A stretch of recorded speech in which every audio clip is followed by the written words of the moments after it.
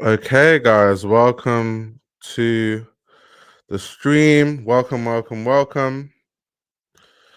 We are reviewing and doing a live watch along of JW Anderson's Womenswear debut. Of course, we did something similar for his actual debut, which was a menswear collection. So this should be a lot of fun. How is everyone doing now? How is everyone doing? And what are you guys expecting from the collection as well? I'm really curious to get your thoughts.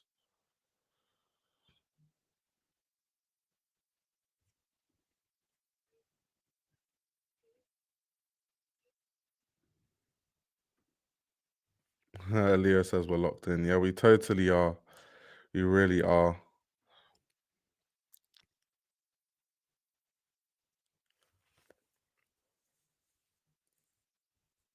Jonathan will fall.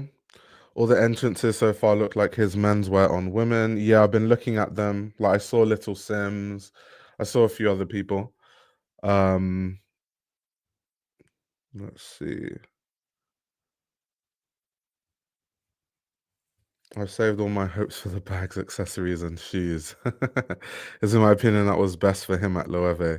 Yeah, I think the biggest problem with JW Anderson, right, as far as Dior goes, and his menswear debut, it's still up in the air whether I, like it or not. But with the red carpet looks, it seems like he's trying to do the Loewe thing at Dior, but that doesn't work. Like the oversized ribbons, kind of these like exaggerated proportions.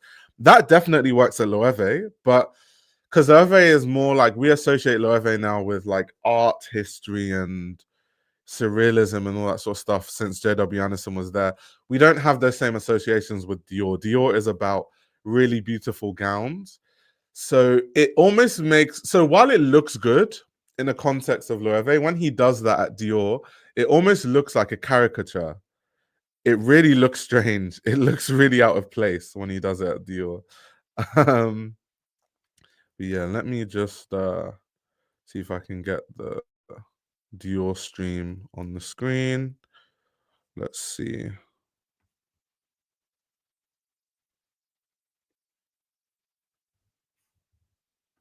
Okay, they're still doing entrances. He has 6 months left on his contract. It will not end nice. This is going to be the biggest disaster. Really? He only has 6 months? Is it just that they didn't sign a new contract? They just moved him from Loewe to Dior. So it's that same contract. Interesting. I didn't know he had such a little time in his contract left. That's crazy.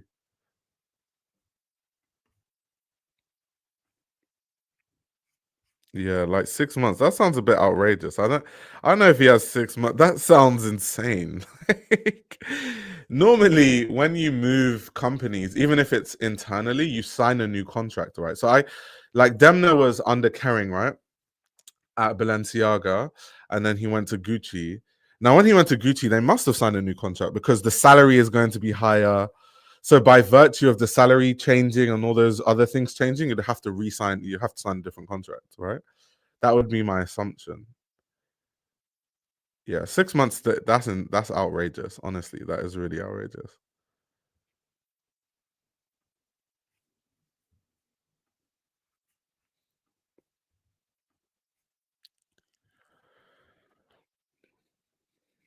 This tenure will not last. Interesting. Why don't you guys have faith in JW Anderson? Do you know what? So my verdict is when it comes to all this JW Anderson stuff, right? Is that first of all, JW Anderson to me is a better women's wear designer than he is a menswear designer. Like I think he's proven that over the years. So even though his Dior debut, a lot of the ideas I was like, I don't get it. And then obviously the footwear was really annoying because they were making these overpriced Vans and like overpriced Clarks and stuff, and just pasting Dior on it. But I think with the women's wear is what will, restore our faith in JW Anderson. The menswear though is not. I don't think that's his bread and butter anyway. So that's why I've been looking at it. And people have even been saying, because if you look at this dress that Jisoo was wearing, for example, everyone has been saying that, this is harkening back to the type of Dior, like archive Dior that we want to see from JW Anderson, right? Is what everyone has been saying. People have been saying that it looks very similar to Galliano 1996, his haute couture collection that he did for Givenchy. There have been many people saying different things. So I think it shows that people do have more faith in his women's wear than the menswear. Like people are really anticipating it based on the stuff that we've seen so far. I mean, even when they put these images of these heels, it's looking a lot more classic, kind of going back to what we associate with proper Dior, like Dior. The jewelry, of course, once again, it's going back to that, it's harkening back to that. So hopefully we shall see that. I think with his menswear show, he went almost too historical and it started to look like costume design rather than, actual rather than an actual like collection. It's kind of strange. Luke said this is just an old 50s gown / Givenchy copy, not relevant for 2025 at all. Yeah, this is my issue, right? Is the fact that someone has asked me to close the K-pop chat. Yeah, that's my issue, right? My issue is that he's going too historical with Dior. I don't know if it's that he feels because Dior is a very historical brand, and a lot of people when they think of Dior, they think of those really old gowns. He feels like he has to do it, but yeah, the whole going back to 17th, 18th century menswear and the menswear show just wasn't for me at all. And considering there wasn't much, because in that collection, he said that he found some archive piece and they essentially copied the archive pieces. So, I mean, is it difficult to copy archive pieces? Not really, especially when you have the whole Dior atelier at your disposal. All you need to do is just separate all the patterns on the garment and then just copy the patterns and then remake it in whatever fabric you want to, and then just change slight things. So that wasn't really impressive to me personally.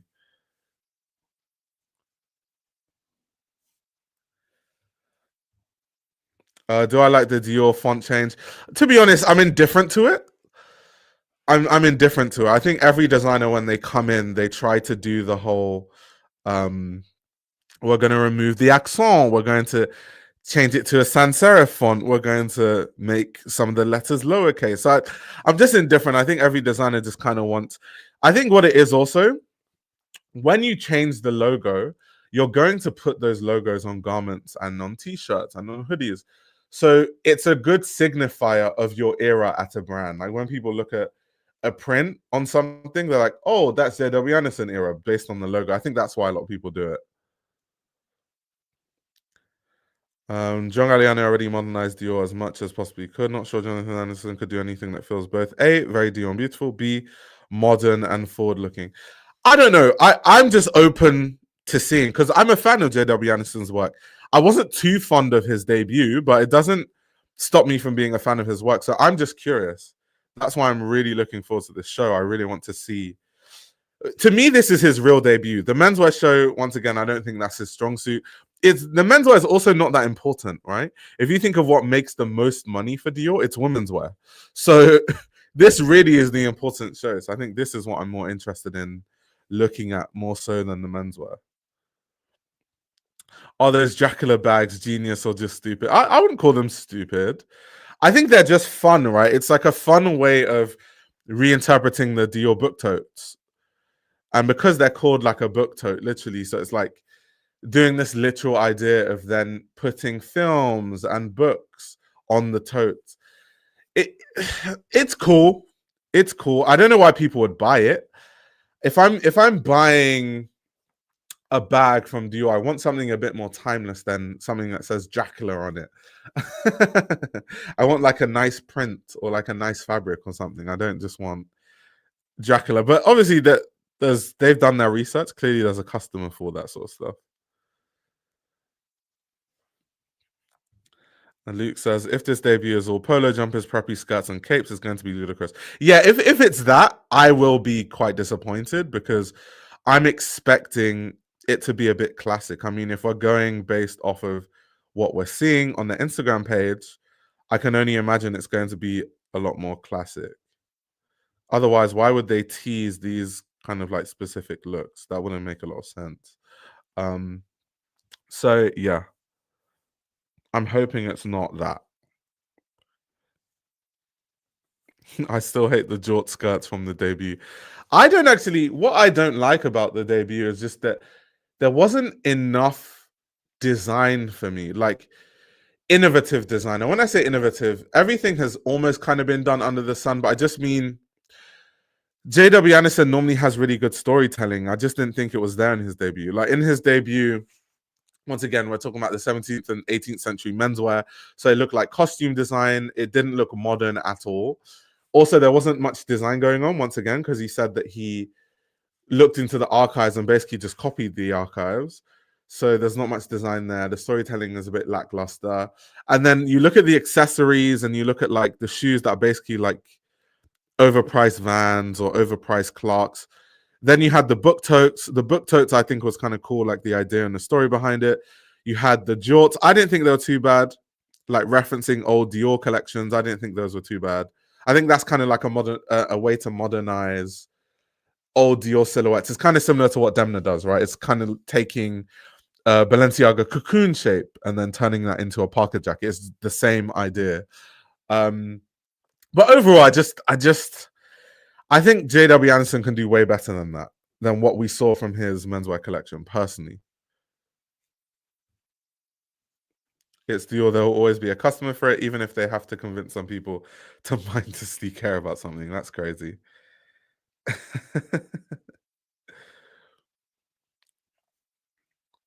I expect it to be boring. Dior made a ton selling a particular woman, MDC boring us based dresses. I don't think they want to radical departure. Yeah, but I know, but that's why MGC sold so well, right? It's because the Dior customer goes to Dior for like these really classic looking dresses and gowns. That's the Dior customer. Like the Dior customer buys a gown because the Dior customer that buys the runway stuff is actually really rich, and they probably buy couture pieces as well, and they have galas to go to, so they wear those gowns to actual galas. Like they actually have places to wear that stuff. I think maybe with JW Anderson, I think what the play is, because I think MGC, what really sold for her were the saddlebags, which isn't really her design. That's a John Galliano design. She also sold a lot of Lady Dior's, once again, not hers.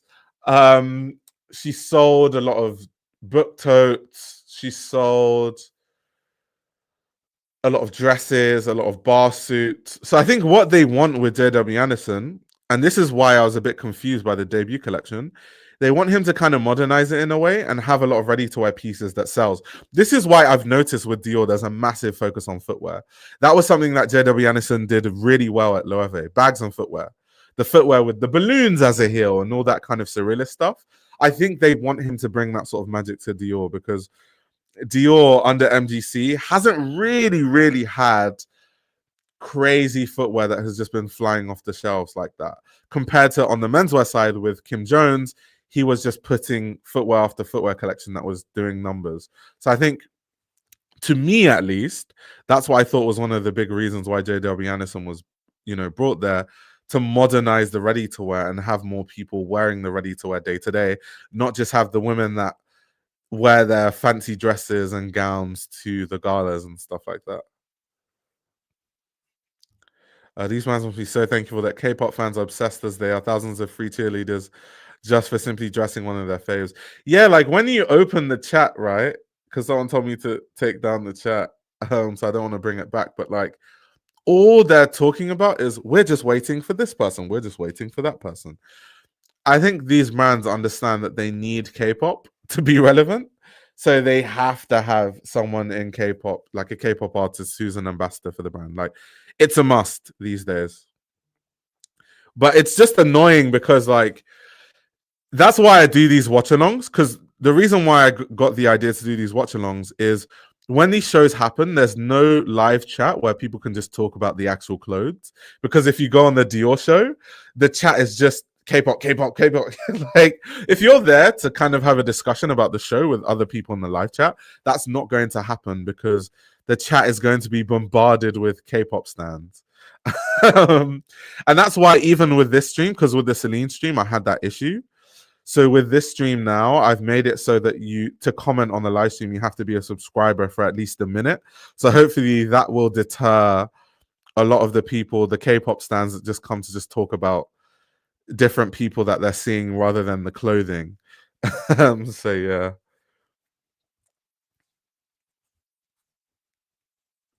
It's crazy choosing to wake up and be a bot spamming social media live stream chats.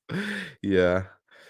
God, the endless celebrities are tiring. I really don't care about them. Most of them haven't a clue.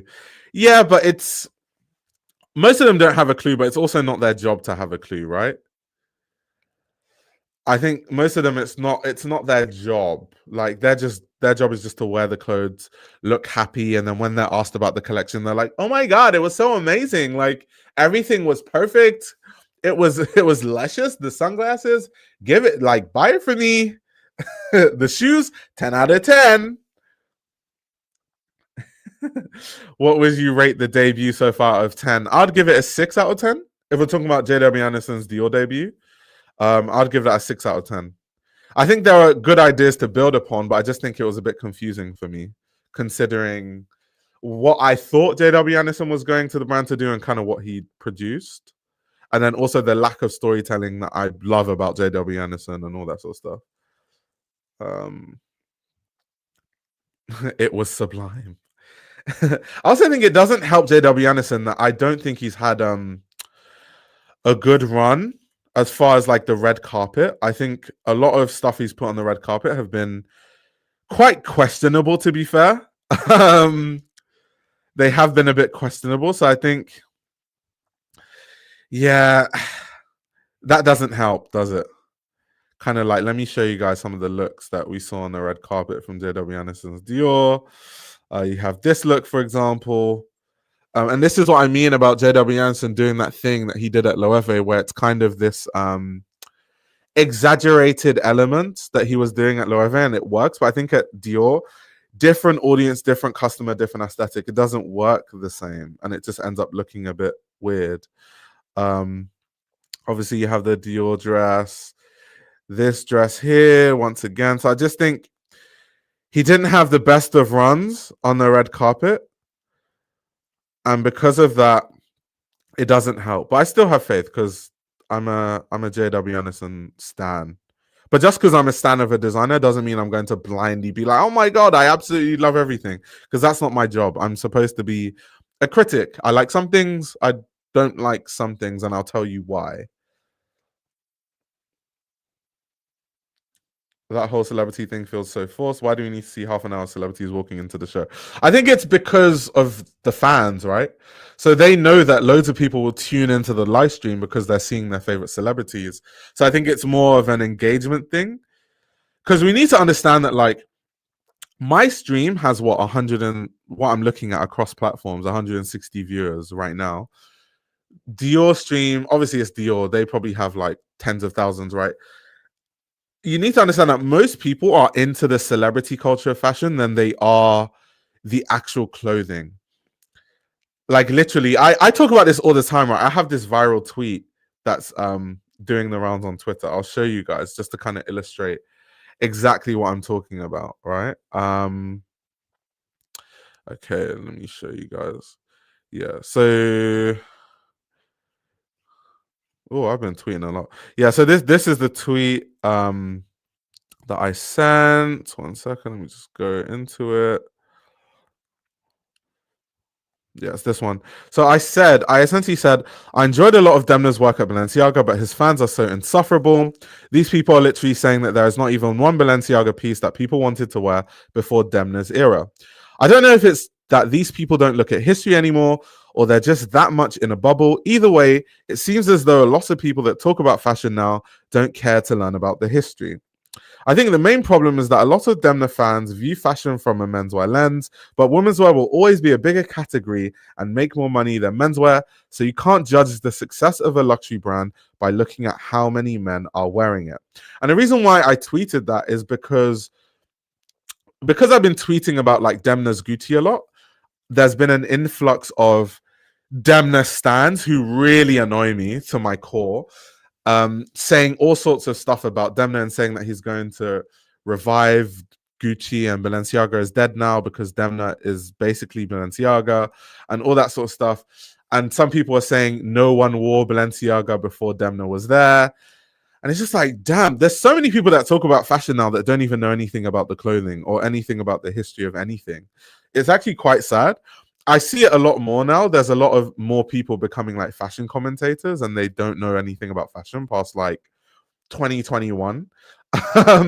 Like, how could you possibly say that no one was wearing Balenciaga before Demna when Demna was actually bringing back Nicolas Guesquier silhouettes and bags, like the city bag, like the motorcycle bag, for example. All the dresses that sold out. There were times when you could not buy Nicolas Guesquier Balenciaga because it was just sold out. Like there were times you could not buy the footwear. Like people used to hunt for the footwear. That's how hard it was to buy. And then people be like, and then even on the menswear side, right, there was stuff like Balenciaga arenas and stuff like that that all the men were wearing. So it's just like, that's the thing. So going back to the whole point about the celebrity fanfare, there's more people that are just in fashion for like the hype and celebrities and don't really know much about the clothing or the history of any of these brands. So it's not their interest, if that makes sense. They're not interested in that. So that's why it makes sense for the brands to focus on the whole celebrity fanfare and all those kind of things. Let me see. The language that so many people that do not know use is concerning because they stamp certainty over their opinions that we can literally look back on and prove them wrong. Yeah, so with the whole Demna point, a point that really gets on my nerves is people say, well, Balenciaga clearly wasn't relevant before Demna was there because now they make significantly more money than before. And it's like, are these guys like slow? Literally, every single luxury brand makes significantly more money than they did before because China had an economic boom. And so the luxury market just expanded across the board. Every single luxury brand makes more money when you consider like when Nicolas Guesquier was there versus today. Every brand, Celine, Dior, Gucci around that time, even though they're doing badly, they still make more money than they did back then. Any Louis Vuitton, Chanel, Hermes, they all make more money now than they did. So that has nothing to do with them now. It just has a lot to do with the luxury audience and the luxury market expanding. Therefore, every single luxury brand growing in revenue. Like that's, people are so slow like when they say that. Well, it wasn't relevant because Demna is the one that brought them to so and so revenue figures. It's like, bruh. Demna fans, honestly, are like some of the most annoying people on this planet. And I'm a fan of Demna, but I'm not talking about me. I'm talking about like people who just praise everything that Demna does blindly, and they think that fashion did not exist before. Like, when did Demna go to Balenciaga? 2015. To them, Demna fashion did not exist before 2015 in their mind.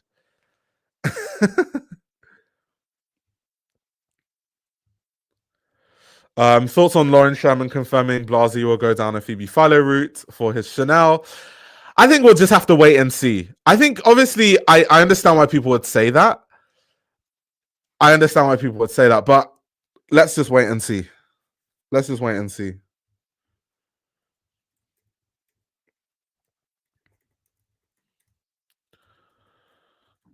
Yeah, there's a lot of the menswear looks in this that the celebrities are wearing.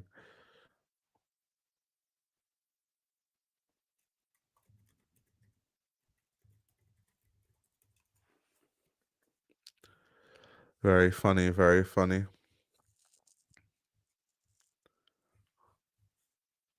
Wait, she's confirmed it. Oh, she confirmed it. Damn. Okay, I didn't see her confirming it. That's interesting. I mean, people always do that thing, right? Anyone that works for Phoebe Philo in the past, because obviously, like Blasey worked for Phoebe Philo at Celine, so did Daniel Lee, so did Peter Doe, so did so many designers, right? And every time they go somewhere, it's like, oh, they're gonna do this like Phoebe Philo thing. um, People even said the same thing about Michael Ryder at Celine, right? Which makes sense because it's literally Celine, and he works for Phoebe Philo at Celine, so he's bringing back a lot of Phoebe Philo's Celine tropes. But I don't know. I think Chanel could benefit from that Because whatever Chanel has been doing, like what they were doing under Vision Eviard, I just like no one cared. Honestly, no one cared. They didn't have any big moments when Vision Eviard was there. There were no ready to wear pieces that like were doing the rounds on social media. There were no trending pieces. It was just dead. So if he goes that way, knowing that Blasi is really good at creating like an aesthetic vision, he can create colors that work, he can create that aesthetic story. And I think he can create products that are desirable for women to wear with the Chanel fabrics, the tweeds and stuff like that, but adding his sort of Phoebe Philo touch and taste to it. Um, yeah, I think it could work, to be honest. I honestly think it could work.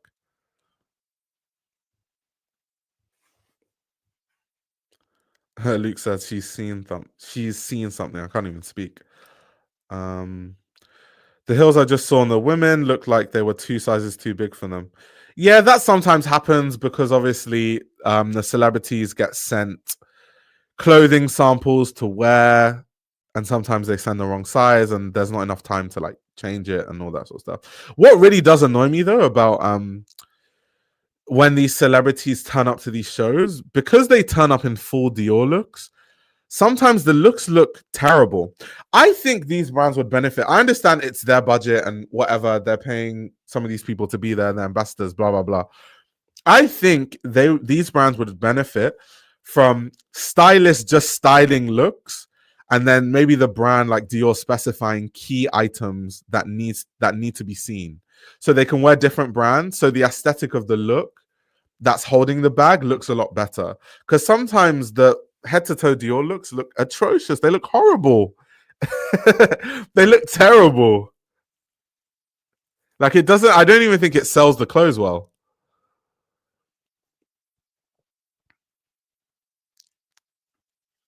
I think for the big celebrities, it's not a great look for it to fit poorly, in my opinion. Yeah, true, true.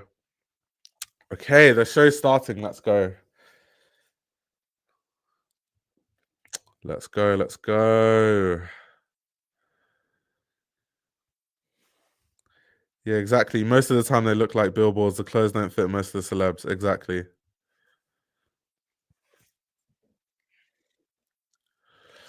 Oh,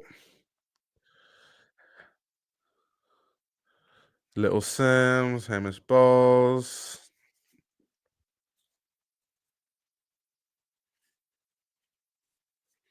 Okay, we have the classic audio and film from Christian Dior. I've seen that film already, but it's good to for people to see the archives.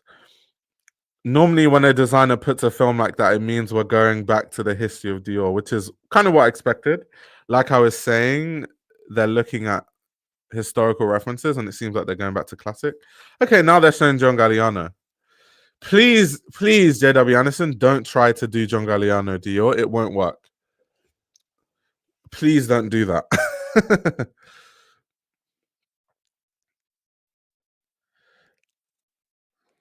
Luke finna crash out. Yeah, when he saw the Galliano stuff, he's surely it's possible to put a full Dior look properly. So why don't they? Because of it's easier if they were to put a full Dior look in terms of every era. The problem is these brands always think this is what we're selling, so celebrities can only wear the latest collection. I think if they opened up all the archives, so they're like, okay, we're gonna mix Dior Spring Summer 1999 with this new bag with the new shoes, it would work. It's because they do all the celebrities are wearing Dior Spring Summer 25 or like Fall Winter 25, and it just looks horrible. And then celebrities are all wearing the same looks, and like 5 celebrities are wearing the same shoes. It just looks like a mess.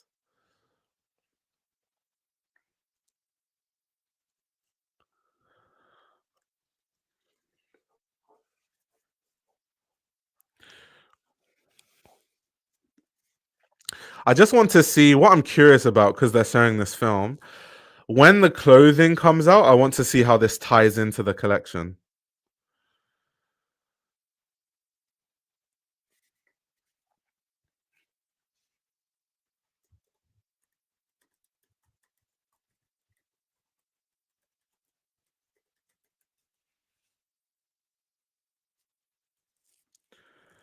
Someone said Galliano was at Dior longer than Dior himself. Yeah, I mean, Christian Dior was there for like what, 11 years, 10 years, 11 years? I can't remember exactly. Don't quote me on that. I think it's 10 or 11 years. You guys will correct me in the chat as you love to. Um, but yeah, many designers were at Dior longer than Dior himself. I mean, think of like Yves Saint Laurent. Yves Saint Laurent was there for quite a while. Um, yeah,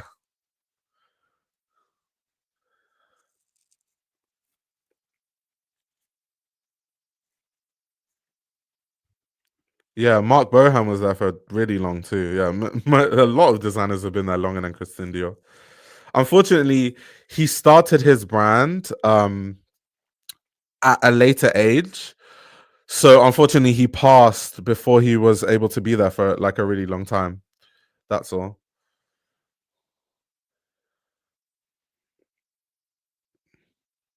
I get what you're saying, Aya, but the logistics of that is kind of impossible there. They've probably loaned out thousands of pieces for the show. Mixing in archive as well would be a nightmare. Oh yeah, 100%. But at the end of the day, is it better to make the logistics more difficult and figure it out, or have the looks look as bad as they do? Because some of those looks look terrible.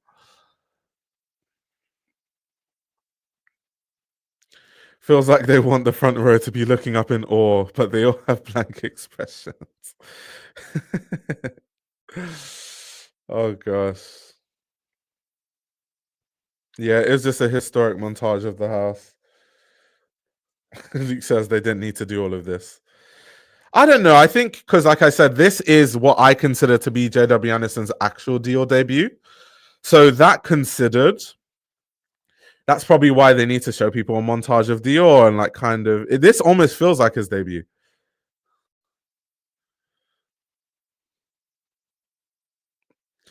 Yep, they're showing Galliano, Simmons, Maria Grazia, Mr. Dior.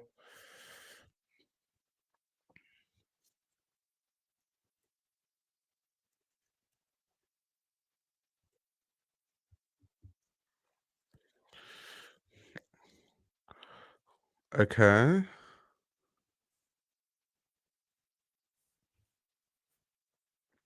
To what end? I'm just on this. Okay. The film is over now. Okay. I was like, to what end? The Dior invite box is in the middle of the runway. Typical JW Anderson thing to do. Trauma Queen says the collection is going to be amazing, judging from the red carpet looks I've been seeing the last 2 months or so. Okay, immediately Dior A-line shapes. I mean, A-line dresses and A-line jackets and all this kind of thing. That's a very Christian Dior thing. So once again, we have JW Anderson really looking at the archive. Now we have a more modern look. What is this? There's like a tight two-piece, a bow. So that is JW Anderson trying to make like a more commercial Dior piece.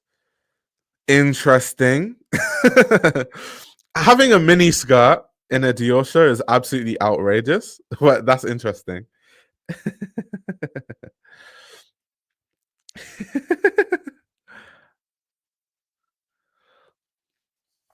Not Luke saying it looks insipid.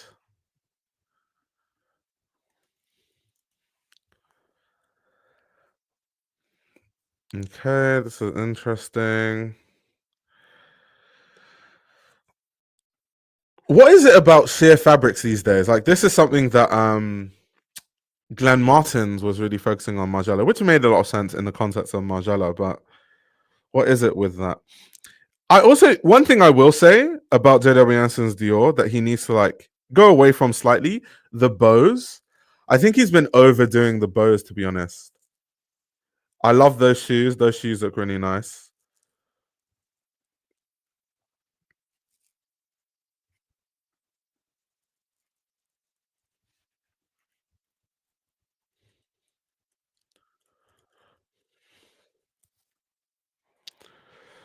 Hmm.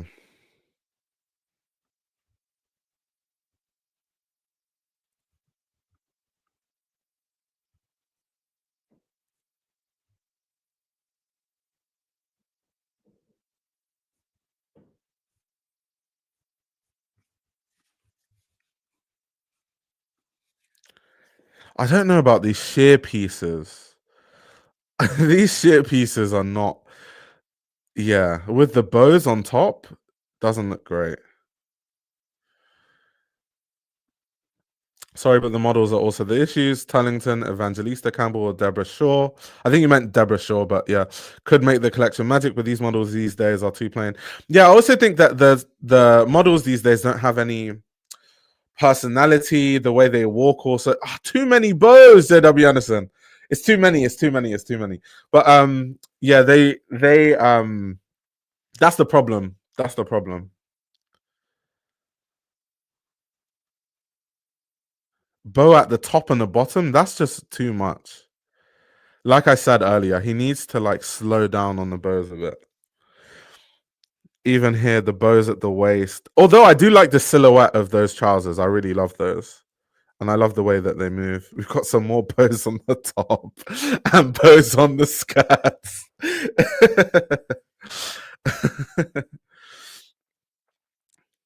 I don't. I disagree. I actually quite like the footwear. I don't think they're atrocious at all.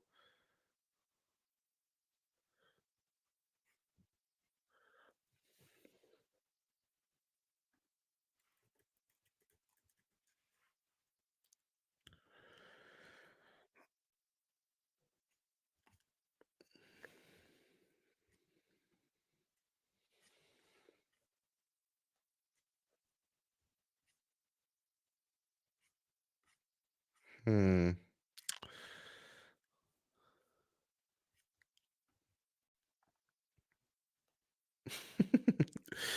It's really funny because like Christian Dior obviously is known for like these like hourglass silhouettes, right? Like someone earlier I think said the Y line, like A line, Y line, H line. Like that's what Christian Dior is known for. And like with a lot of these shirts, because I would have thought, even if you're trying to modernize Christian Dior, right, with the shirts and adding the bow, there would be something about the shape of the shirts that would be a bit more distinctive, even though it's supposed to be a commercial piece. There has to be something that makes it, stand out silhouette wise. But it doesn't have any sort of unique shape to the commercial pieces. So I do think we are definitely getting the dresses. Um, some of the dresses I've seen in this collection I actually do really like, to be honest. But with the more commercial pieces, I just think there needs to be a bit more edge there. And it also kind of people saying there's no cohesiveness. I have to sit on the show because obviously this is my first time looking at it, but I think there is a sharp contrast between the dresses. Oh, that's a really nice bag. I like that bag, by the way. There's a deep contrast between the dresses and then there's like shirts with the bows and skirts with the bows and like, all that sort of stuff. Yeah, the casual looks are a little too casual, like something you'd get from Manga or H&M. So this is my problem, right? This is what I mean about, I would think that even if he's making commercial shirts, there just needs to be something a bit more distinctive about the shape to give us that Dior energy. And so that it doesn't look like any other brand, right?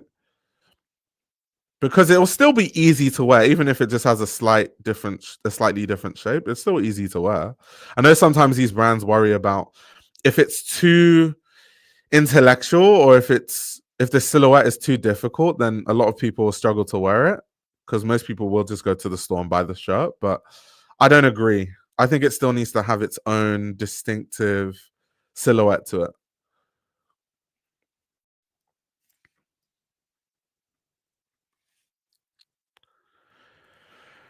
That shirt was actually really nice. I like the details on that shirt.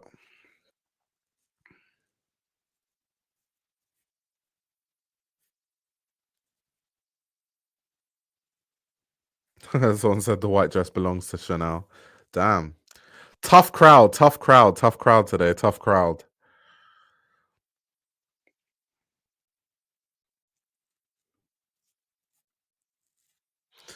I just think the bows, it's too much.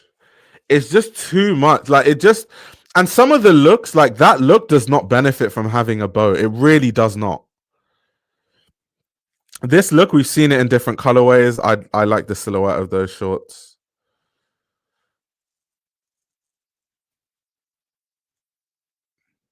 Yeah, I really like the hats, the shoes, and most of the bags. I definitely love the bags that I've been seeing. I really, really like the bags. The cape is just a continuation of, obviously there's historical references, but it's a continuation of the menswear show too, because he had capes on the menswear show. Okay, so now they have the skirt version of the shorts, or are those actually the same shorts from the menswear show? I can't really see. When I do the review, I'll be able to know. Like when we do the review after.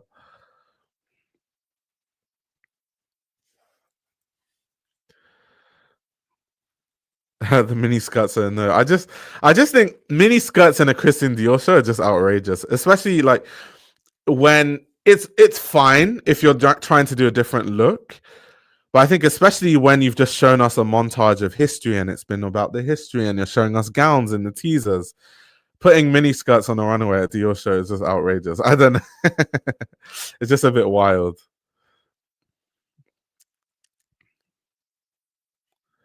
Okay, it's a skirt version. I liked it. Okay, interesting. Okay, yeah, it is the skirt version. I think that's kind of cool. Oh yeah, it is a skirt. As a commercial piece, that actually is really cool. I think that sort of design works a lot better on skirts than shorts, I will say. Shoot me, but that's what I think.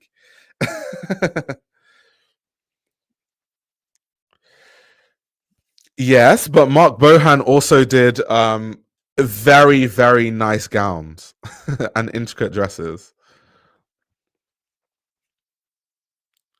I wonder if the history video was saying disregard all of that. No, I don't think so.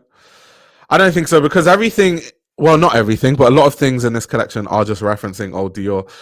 Obviously, Luke, your polo shirts were present, by the way. We just saw a polo shirt.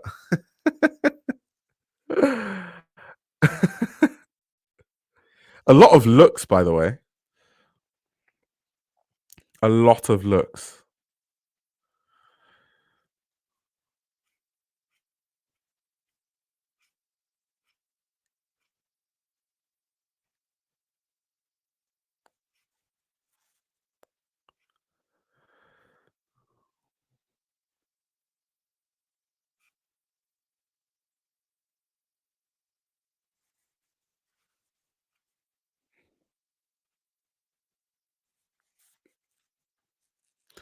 I just wonder why the strong focus on the bows.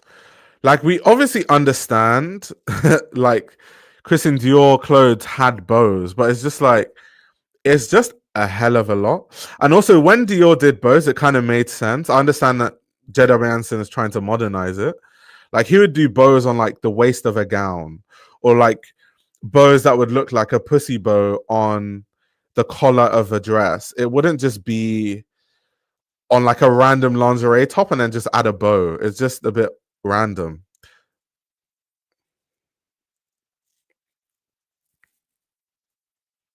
No, these bags are gonna fill the list index. We're cooked. The link of that one bag spelled out Dior. Yep, yep, yep. Okay.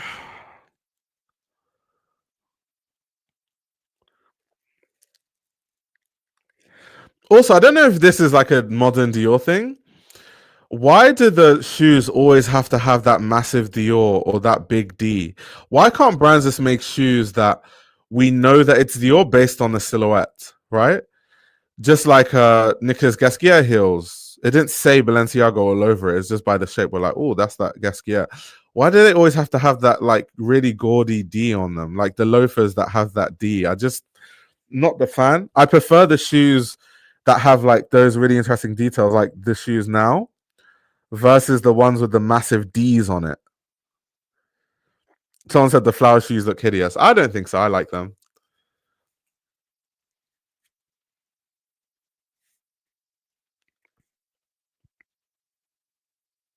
Because there's a set of Dior customers that want you to know it is Dior. Dior. Those drop waist lace dresses look very Chanel.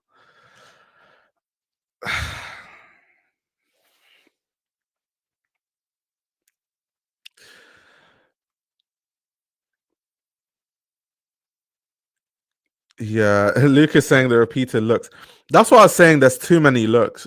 If he did this in the menswear show too.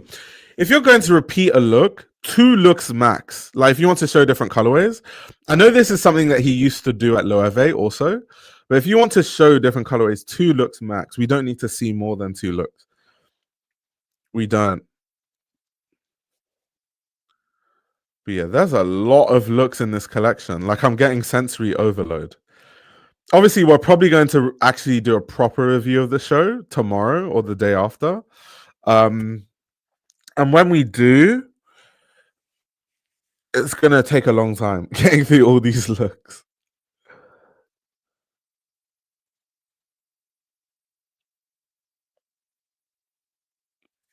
Luke said he's still repeating looks. Yeah.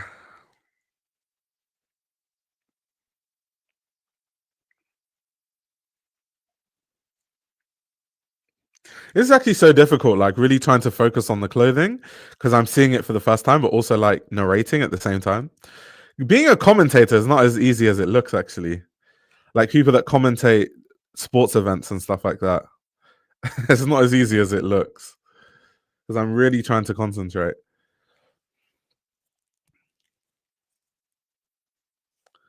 Yeah, it's literally the same looks in different colorways and fabrics. Yeah, it is.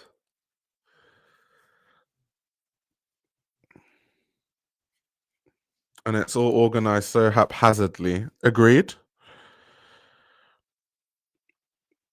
Many contemporary looks with references here and there, and they're trying to make it pop. Yeah, I just, once again, I don't. This is another one of those JW Anderson Dior collections where I'm just like, I'm just not seeing the vision personally. I think his way of trying to modernize Dior, to me, it doesn't work. And obviously, this is my first time looking at it. I am open to having my mind changed. I'm not the kind of person that just like thinks one thing about a collection and that's it. May I change my mind in 3 days? Maybe, but just looking at it for the first time, the whole polo shirts with the bows and like the whole like overdoing the bows and even having bow details on the back, the dresses that had the bow at the collar and at the end of the skirt. I'm not too sure. I think the best example of him trying to modernize Dior silhouette, like an archive Dior silhouette, is the skirt. The sort of like trapezium collection skirt sort of thing. That is cool. I think that works a lot better in the women's wear show than the men's wear show because I think as shorts, they look absolutely atrocious. As skirts, they actually look really nice. That works. Some of the bags definitely really work. Some of the footwear is good, but the overall vision, it's just all over the place. And let me know what you guys think in the chat, but that's personally my thoughts on it.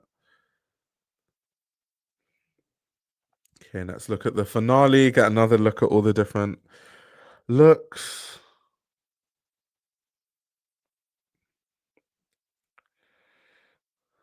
Yeah, I'm still not convinced. Also, by the way, I'm planning to make a video on Patreon, like really deeply reviewing his menswear show. The reason why I'm doing it on Patreon is like the kind of things I'll say. I probably don't want it to be public on YouTube, but I don't know. I don't know. As someone that's literally a self-proclaimed JW Anderson fan, I'm just not convinced. Obviously, I know that, and this is where you guys have to like. I like some things and I dislike some things, but you have to remember a lot of the people that you're going to see reviews from when it comes to what people are going to say on TikTok or Instagram, they are paid by Dior. They are paid to be at the shows. They were flown out to be at the shows. They do campaigns for Dior. So just be discerning when you watch the reviews of this show about what people say. Because I can imagine, let me tell you what the shows are going to be. People are not going to give a very balanced take on the collection. They're just going to look at a few looks that they like and be like, oh my God, JW Anderson is giving. He's bringing Dior bag. These bags, beautiful. These skirts, amazing. These shoes, fantastic. And they're not really going to talk about anything to do with how he's referencing the archives or how he's trying to modernize it and will that work. Like they're not going to have a cultural conversation about it. It's just going to be look at a few items, tell everyone how amazing it is and how it's giving, and then move on to the next. Just watch. When you guys see those reviews, just let me know.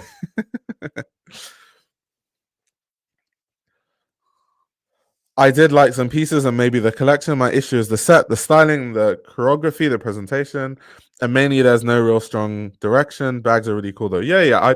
I like the bags. Like I said, I like all the bags in the collection.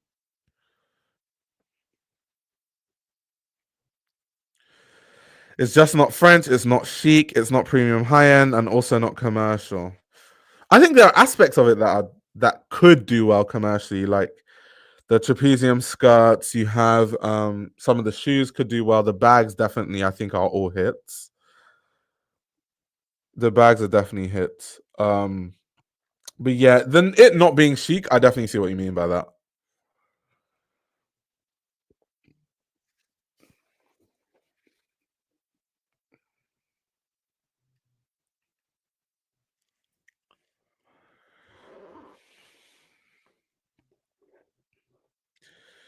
Yeah, is it bad that like? So I'm the reason why I'm looking at JW Anderson's Dior, even though I think the vision I'm not seeing it yet. I'm open to having my mind changed every collection that follows. I'm more interested in like what Hyder Ackerman is doing at Tom Ford, or like what Louise Trotter is doing at Bottega.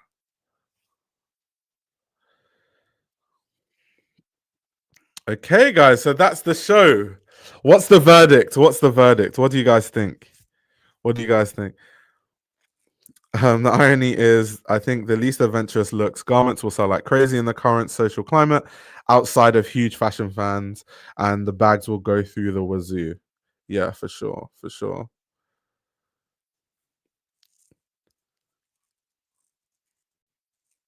The collection is reminiscent of Galliano, but I think the aesthetic for today's time. I don't think it's the aesthetic for today's time, though. I don't know if it is. Yeah, definitely bits and pieces are good. Just a lot of noise. Too many looks. You should focus and develop the ones that have that thing. Agreed. Agreed. Agreed. It's not very luxe looking. Yeah. Yeah. Yeah. I was underwhelmed, not particularly inspiring, and I don't feel the magic that Galliano showed. Guys, JW Anderson is not Galliano. You're not going to have the magic because Galliano is like the thing about Galliano, outside of him being just a sensational designer, is that Galliano comes from a theater background. So the way he even thinks about the way he does shows, and this was the case when he was at Dior, is very theater based. It's why a lot of the shows had like it looked like you were watching theater, quite literally. Every when Galliano does those kind of shows, all the models have to assume characters. He like tells them about, I want you to be this character and you embody this, and this person acts this way, and you're in the streets of Paris and it's cold and it's windy. So he makes his models, it's theatrical. A lot of designers don't really have that vision because it's so hard to do that. Do you know how hard it is to do the storytelling, to do something like that? You have to design the whole narrative of the collection and the show. Then you have to make sure that each look embodies like a certain character, and then you have to teach the models how to embody the character effectively, and then you have to make sure that the set and the production really fits into that same vision. That's not easy to do. Like it really is not easy to do. So we need to stop comparing designers to Galliano. um, Many designers are not Galliano. Galliano is Galliano. It just is what it is. But JWA will tell you he is inspired by the fine arts. So I'm interested to see which artists and galleries he cites as inspiration. To be honest, that's not necessarily that interesting, though. I know he does, even in the menswear show, like the artwork that was at the show was very specific that he chose, but we know that that's what he does. It's less about him referencing artists and artwork and all that sort of stuff, and really how does that fit into the narrative of the collection? If you're just like so this is how I think about fashion design, and this is how I judge like good design from bad design. if you just throw stuff to the wind and see what sticks, I don't consider that good design. So if you're like, there's an artist, I went to this gallery and there's this artist I really like, and I just thought, let me print his artwork on a t-shirt. To me, that's not really good design.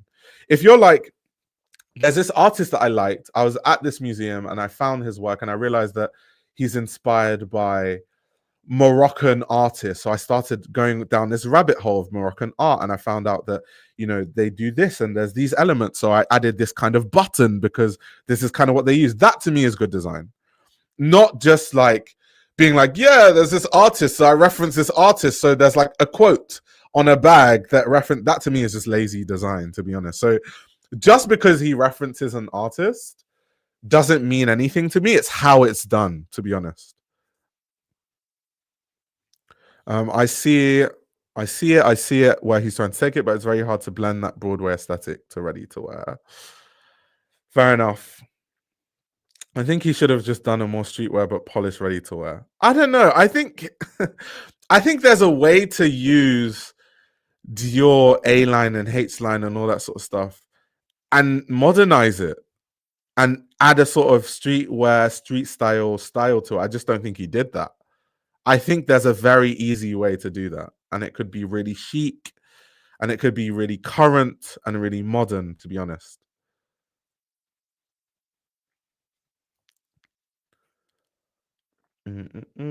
Yeah, Anderson comes from theater, but not in the same way. Not in the same way, though.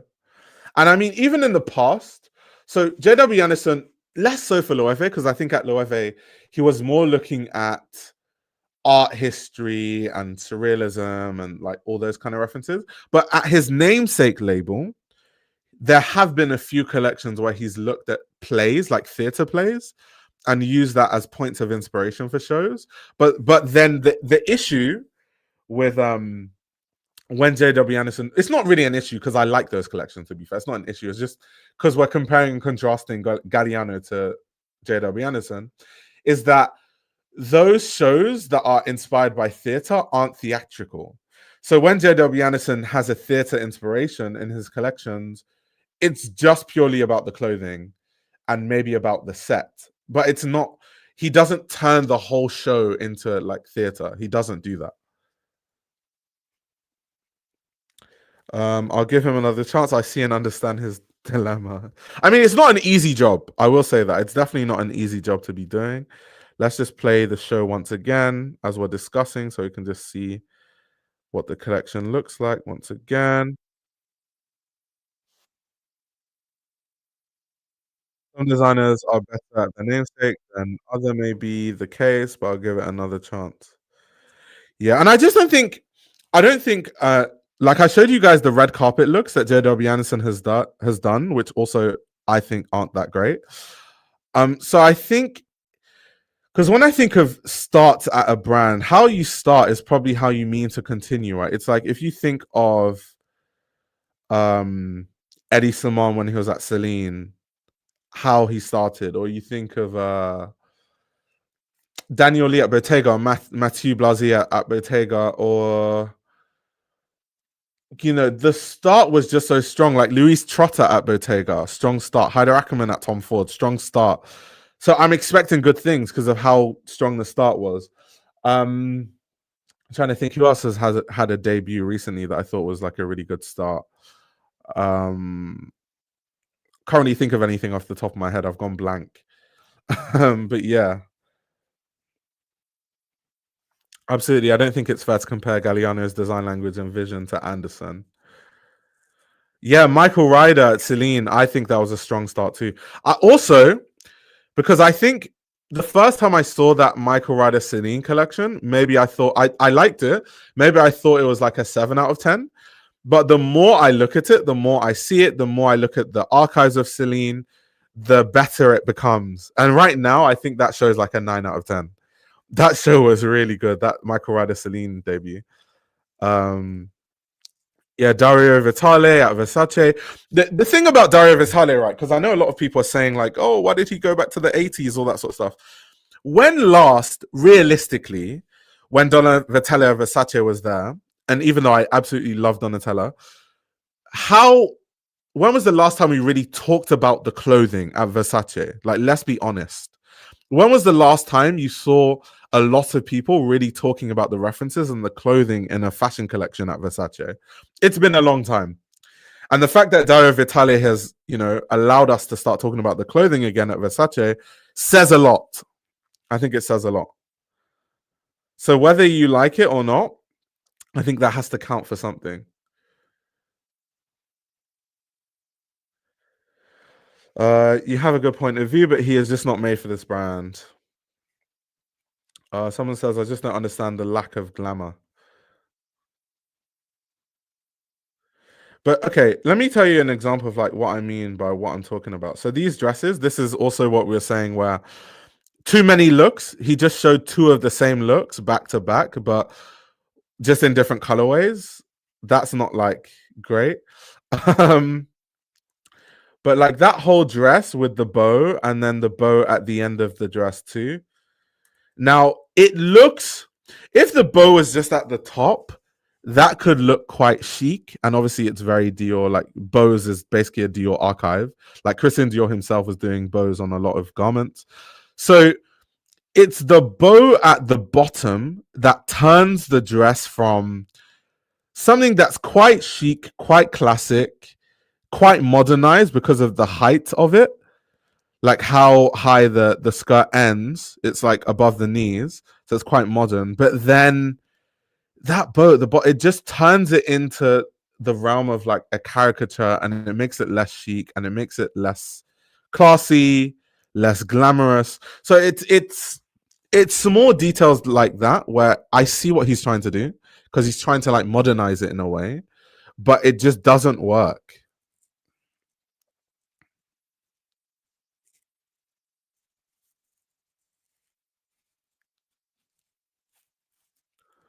Yeah, it's heavy, pulls the fabric less flowy.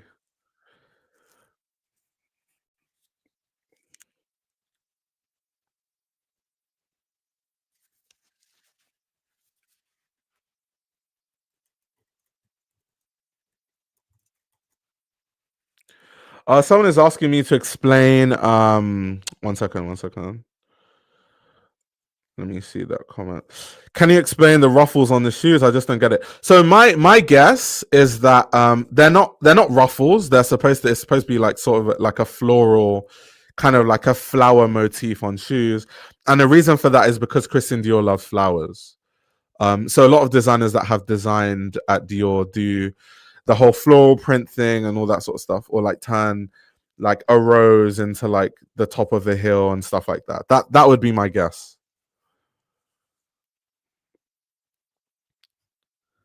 The bow really affects the look when they move. It flops around and doesn't retain a proper shape. Yeah, exactly.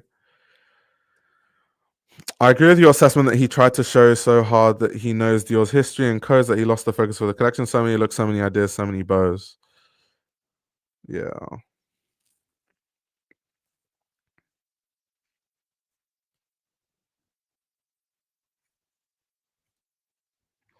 So, for example, to talk about stuff that I liked, right? So, a shirt like this, let me just bring it back slightly. Yeah.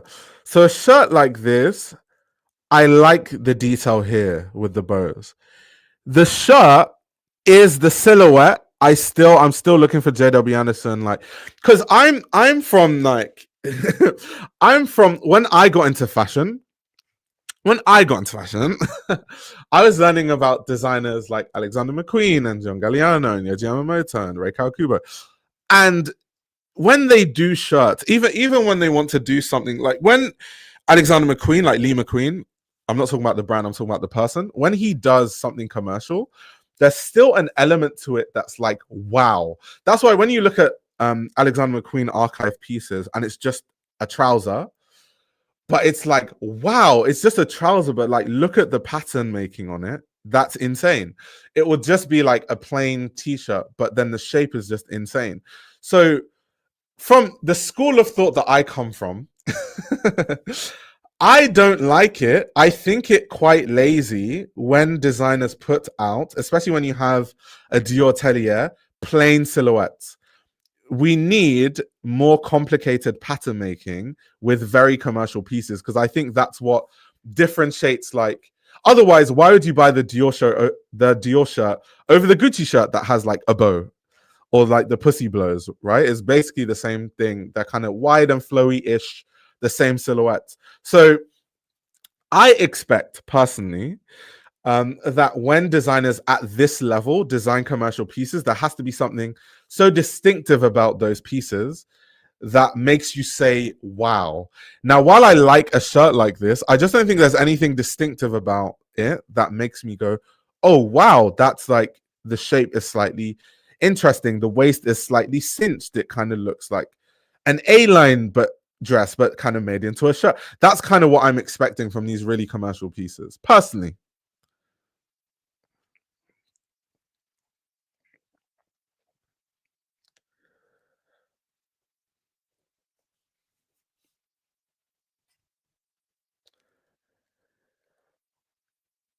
I don't understand why he left Loewe in the best moment of his career, just for him to be in his house. Because Dior is bigger, more money, more resources, bigger audience.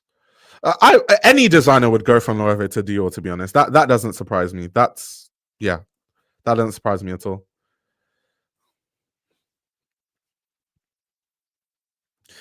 I mean, I think for me, because I've seen so many bar jackets when MGC was there, I think if you're going to keep doing bar jackets, you just have to add some elements that make it more interesting, personally.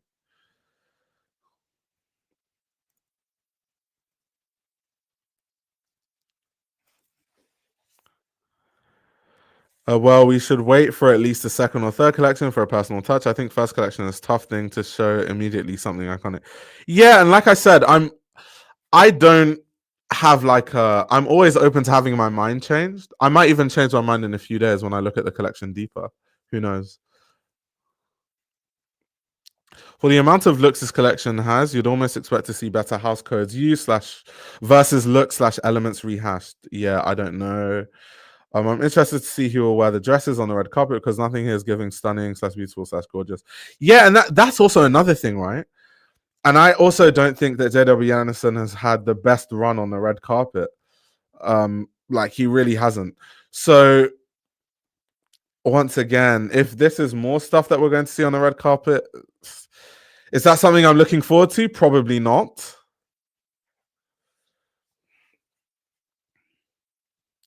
I think what's doubly sad here is that the ateliers at both at Dior are not being pushed at all. They have such extraordinary skill and capabilities, and were fully utilized under John. Yeah, that's why I don't. So the way I judge designers that have these massive ateliers at their disposal, by the way, just so that you guys know, is very different to the way that I judge designers that have smaller budgets, because context matters.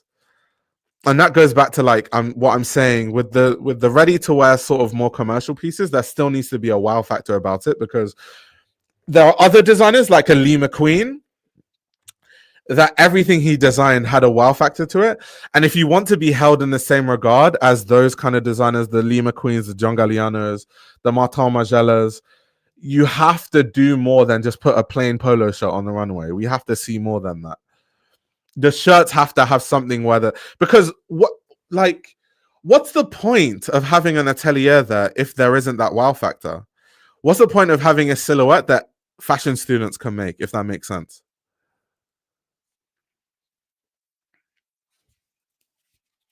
Like he has all the resources.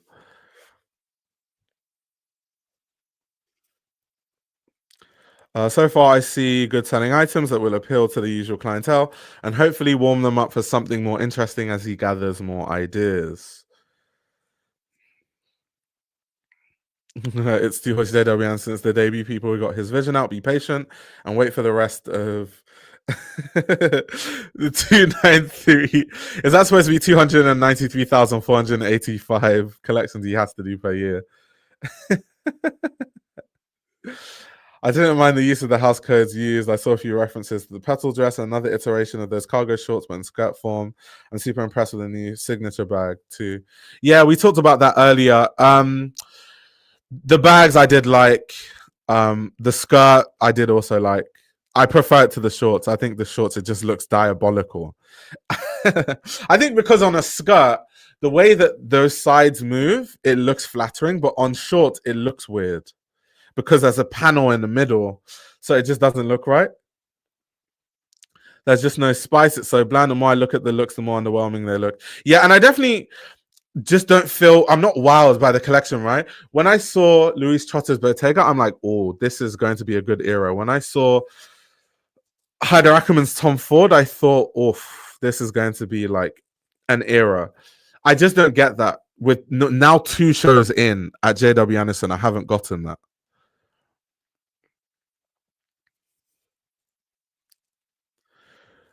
And John specifically would travel to all those far-flung countries, collect local textiles, travel back to Paris and make the ateliers, recreate them with the most expensive and rare materials. Yeah, facts.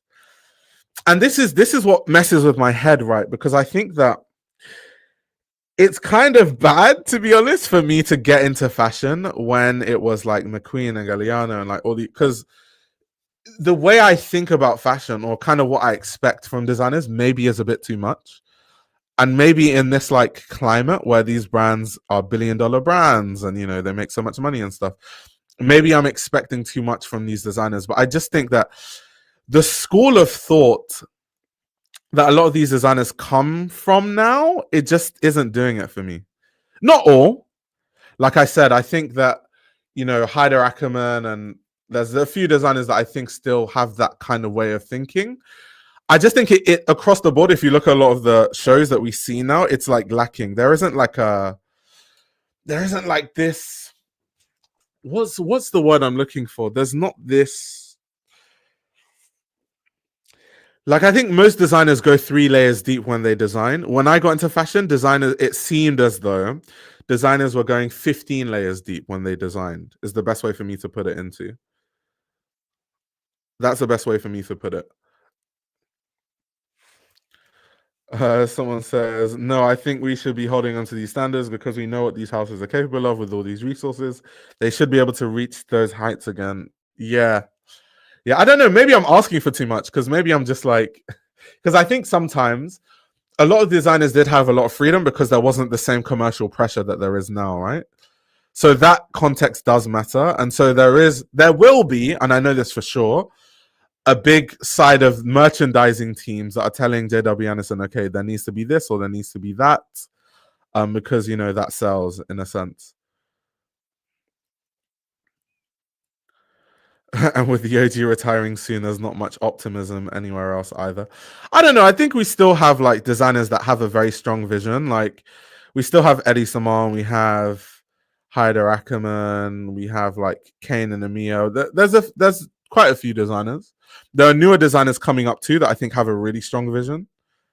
There are actually quite a few new designers that I think have a very strong vision, like quite a lot, that think in that like 15 layers way. They're just not big yet.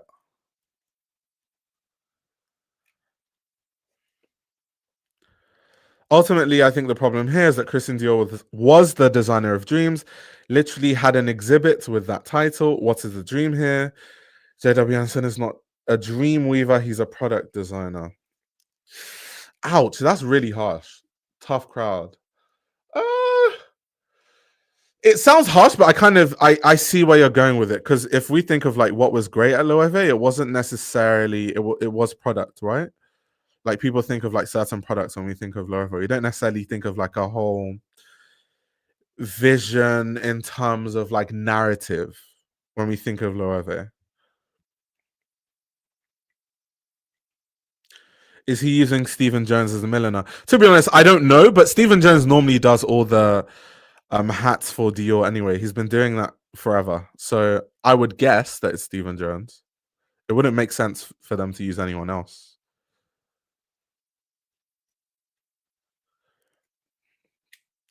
The collection lacks warmth or whimsicality. It gives forgotten 2010 stuff. Damn, this is a tough crowd. Tough crowd. I feel like you guys are harsher than me. I think that so my verdict, let me just tell you what I think overall, because we've been talking about all the different pieces and stuff. I think that there are some good pieces. I think that the vision just isn't coming together properly. And there's no collective narrative around the collection, which means he's not selling a dream. It feels like different propositions of product on a runway. That's what it feels like. It doesn't feel like there's any narrative, there's any vision. It's kind of there are way too many looks. I like the bags. I definitely like the footwear. And if I'm saying that, I think that that's what they care about. That's what sells. So I think that would only be in good stead for them, to be honest. But yeah, it's just there's just more that needs to happen from a narrative and like world building standpoint that I'm just not seeing at Dior so far. But once again, it is 2 collections. We need to give designers time. I will say that.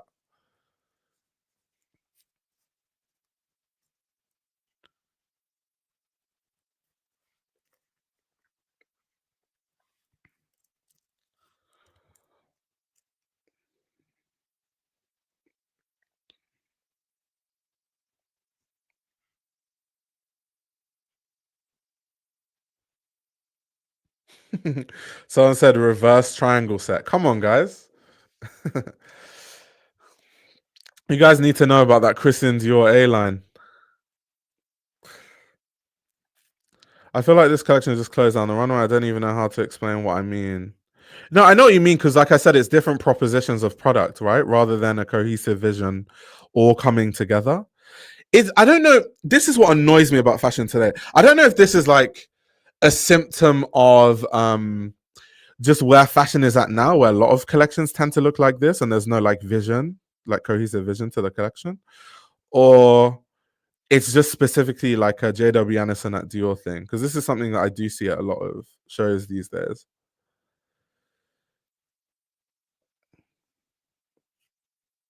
Giving time to designers is fine, but Louise Trotter shows us we don't need to give her time. She's fully ready. Yeah, that's what I was saying. I was saying that like what's kind of scaring me as someone that's a JW Anderson fan, and it doesn't, in the grand scheme of things, my opinion doesn't matter. Like at the end of the day, if stuff sells, it sells. I'm just having fun because I'm giving my opinion as, you know, a fashion journalist / critic that has my own platform, so I'm free to say whatever I want. But realistically, my opinion doesn't matter in the grand scheme of things. But I think most designers start as they mean to continue. So I can expect that Haider Ackermann will have a good era at Tom Ford because of how he started. Same thing happened with Eddie Simon. Same thing happened with, well, now Louise Trotter at Bottega. What is my most anticipated show this season? To be honest, I'm looking forward to Balenciaga, Pier Paolo Piccioli. I'm looking forward to Tom Ford, which I believe is later today. I might have to do a watch along to that one too. Before I do the reviews, because for guys that are new here, I normally review the shows after the season ends. So once like Paris Fashion Week ends, then we're going to review like all the shows from Milan to Paris. But yeah, I think that's happening later today. I'm looking forward to that. What other shows am I looking forward to? I have a list on my phone. Let me check my list on my phone quickly. 1 second. Let me check my list. Okay, so I'm looking forward to Givenchy, because obviously Sarah Burton. I want to see how Sarah Burton is building her world at Givenchy. That should be interesting. Obviously Maison Margiela, because that's going to be Glenn Martin's first ready-to-wear show at Margiela. So there's a lot to look forward to. I'm looking forward to Art Millennium Star, obviously for personal reasons. Jean-Paul Gaultier for obvious reasons, debut collection. I'm also looking forward to McQueen because I want to see how that world is continuing to be built. Miu Miu should be interesting too. New designer there, change in vision. Chloe, I'm looking forward to because I think Chimena Kamali has really like brought back the Chloe that I like personally. So I think that I'm always looking forward to the collections by Chimena Kamali. And obviously Chanel also. So yeah, there's a lot of shows actually, now that I think about it, to look forward to. There's quite a few shows.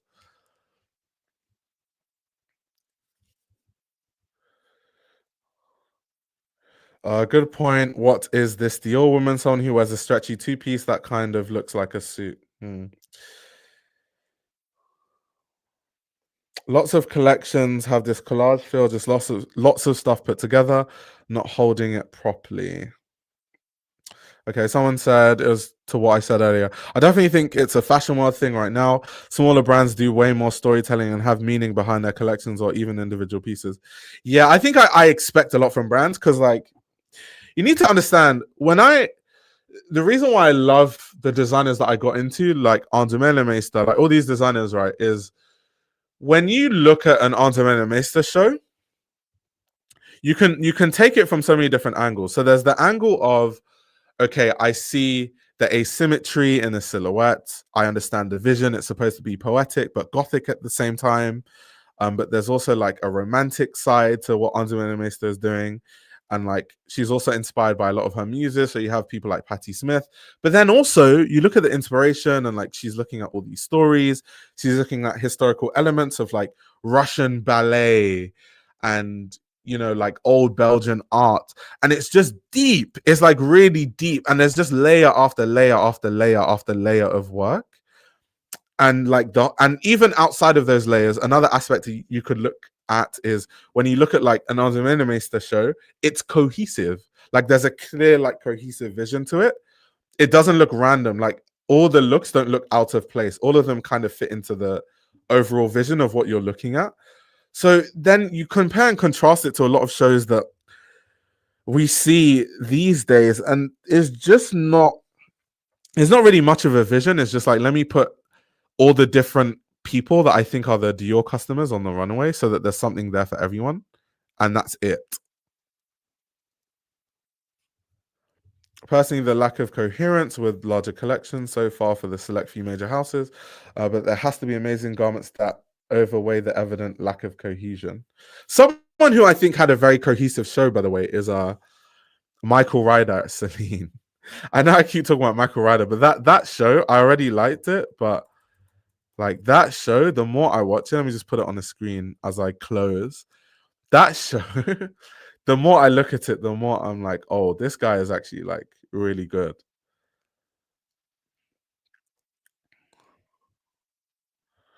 And I'm going to eventually actually in a stream revisit this collection and really talk about it. But yeah, let's just put this on the screen for now. So far, YSL's the most memorable. Yeah, the Y show was decent. The YSL show was decent. There was like a level of glamour in the YSL show that I don't think I've seen at Paris Fashion Week for a really long time, actually. For sure. Demna's film was also really good. Agreed. I think overall, Demna's rollout for Gucci has been quite great. It has been really great. His rollout for Gucci has been great. Gucci must be so happy that they have Demna at the brand, by the way. They must be so happy because, geez, like that's insane. But guys, look at this Celine show by Michael Ryder, right? Look at how cohesive, like before we even talk about the references to Phoebe Philo and like all this sort of stuff, look at just how cohesive all the clothing looks. Like nothing looks out of place. Everything kind of fits with each other. You can see the vision. Also, you can see like the different accessories that they're trying to push, but it still works in the greater context of the collection. That's what I expect from collections, right? This is what I expect.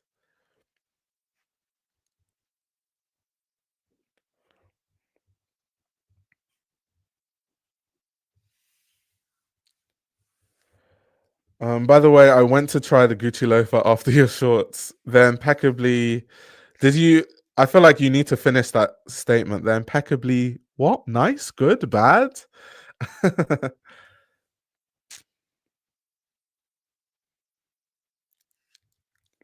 No, Luke, I don't agree. I don't think this collection was bland and uninteresting at all, to be honest. I don't. I don't.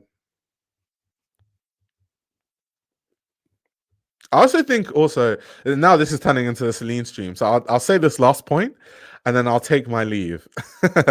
So I also think it's very Phoebe Philo coded because what Phoebe Philo would do, right? Phoebe Philo, when she was at Celine, kind of became a style icon in her own right because a lot of women would look at literally what Phoebe Philo was wearing as inspo on how to style pieces that they saw on the runway.